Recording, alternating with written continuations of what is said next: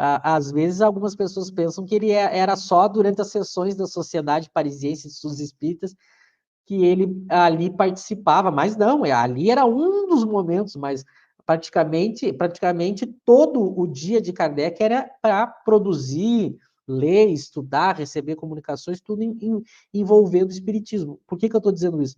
Há pouco tempo eu recebi um material de um autor em que ele diz justamente isso, que Kardec só se comunicava com os espíritos nas sessões da sociedade. Ele não entendeu, não. Kardec, ele estudava muitas, o tempo inteiro, a vida dele foi consagrada para estudar e elaborar o espiritismo, não foi só durante a sessão da sociedade. Mas, lido essa parte, eu passo para o Eric também, que tem um conhecimento também muito, das pessoas que mais conhece a parte da história aí do espiritismo, para ele também fazer os comentários dele e depois o Lauro. Perfeito, né? Sobre essa questão da elaboração da obra, realmente, de acordo com os historiadores, principalmente hoje, quem eu considero os melhores, o Adair, o Carlos Cefes, a Luciana, que formam esse trio, né, de pesquisadores, não tem essa questão dos cadernos, né? Realmente, como diz também na Revista Espírita de 1858, de janeiro, primeiro foi utilizado as médiums de Baudin, né? E depois foi passado por outros médiums, inclusive se cita ali a senhorita Jafé, na Revista Espírita. Né? Inclusive, uma curiosidade histórica, primeiro se achavam que as médias Budan eram crianças, né? Mas depois o Carlos Sef comprovou que elas eram mais velhas. Mas então ele cita, foi feito dessa forma, né? E muita gente pensa assim que o controle universal foi cada pergunta do Livro dos Espíritos, mas não, eram os princípios, né? Às vezes as perguntas em si eram tiradas de uma conversa com um espírito individualmente, né? Como tem às vezes exemplos na Revista Espírita. Inclusive, se comparar a edição do Livro dos Espíritos, muita coisa que era do Kardec virou dos Espíritos e vice-versa, da primeira para a segunda edição. Então, o controle universal era mais na questão dos dois princípios, né? Então, os princípios foram passados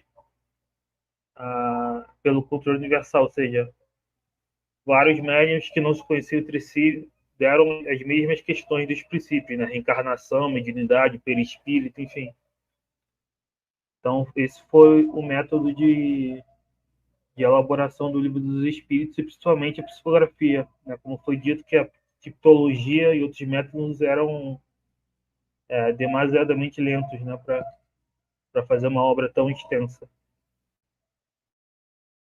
E seria acertado, Michel, Eric, bom, eu penso, né, e aí vocês depois me digam, talvez Kardec dialogava, né, com temas que estavam em voga, por exemplo, né, na religião se falava nas penas futuras, né, céu e inferno, todos aqueles dogmas. Então, Kardec dialogou com os espíritos, buscando até esclarecimentos sobre pontos, né, que eram defendidos pela igreja. Se dava o mesmo com a ciência oficial, né? Então, quando, por exemplo, nós vamos ver a frenologia, né? Então, Kardec, ele dialoga com a frenologia, com aquela pseudociência da época. É acertado dizer que ele levava esses assuntos, esses temas, para discutir com os espíritos, Eric e Michel, ou vice-versa. O que eu vejo é o seguinte, ele faz, principalmente no início,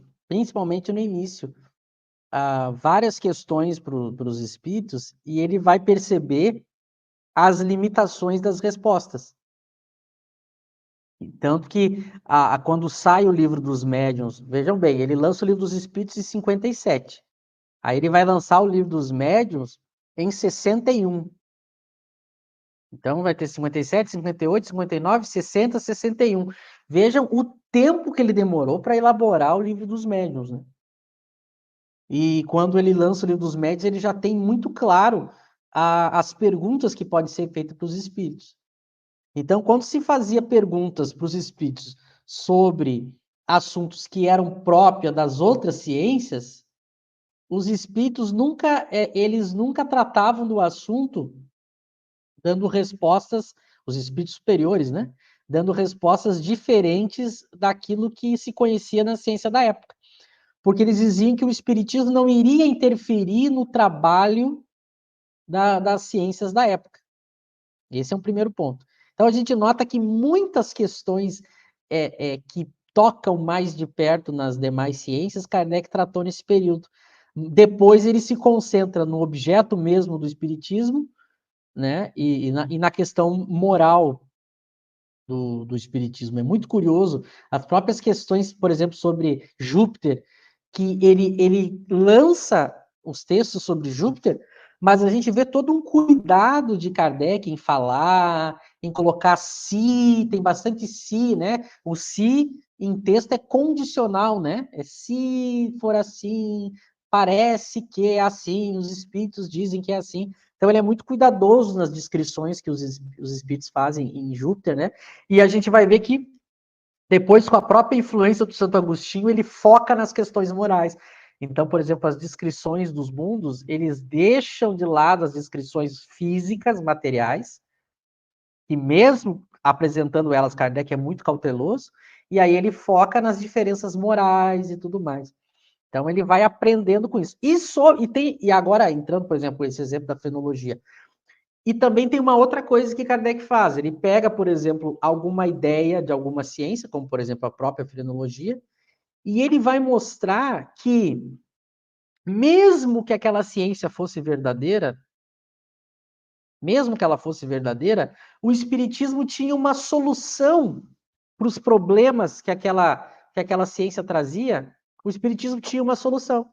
Então, por exemplo, se o ser humano tivesse uma limitação aí física, como se pensava, certas limitações do cérebro, conforme a raça, mesmo assim, é curioso isso, mesmo assim o espiritismo tinha uma solução, porque aqueles espíritos que estavam naqueles corpos que se pensava que eram limitados, num certo sentido que não se pensa mais, embora houvesse diferenças, mas mesmo que isso fosse verdade, o espiritismo tinha a solução da reencarnação. Então todos teriam oportunidade de reencarnar em outros corpos e progredir. Então, na verdade, ele tenta fazer isso para dar uma solução moral para o caso. Então, são duas coisas. Ou ele trata das questões, a gente vai ver ele tratando do espaço, do infinito, e aí a gente vai ver as respostas que os espíritos dão, respostas que se restringem à ciência da época.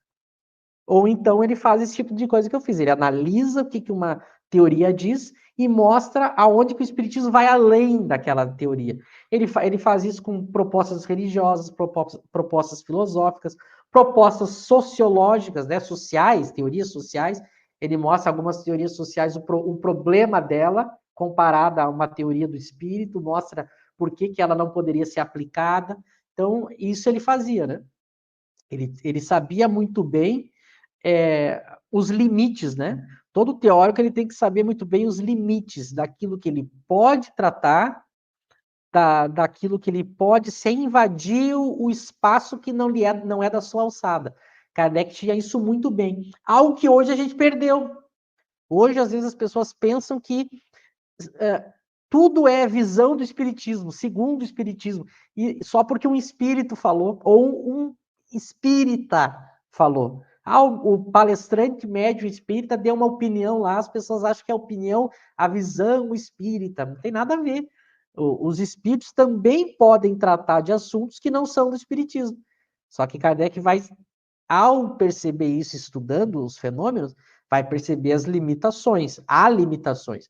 Agora, claro, se eu insisto em fazer perguntas, por exemplo, digamos que eu evoque os espíritos e queira que eles resolvam problemas da medicina, da biologia, da química, os superiores vão mostrar as limitações, porque são superiores. Agora, se eu insisto, eu abro espaço para os espíritos inferiores, os pseudo-sábios, os mentirosos, os levianos, e eles vêm e ditam obras e obras com uma pseudo-teoria, mas aí é uma teoria falsa, cheia de contradições, sem rigor.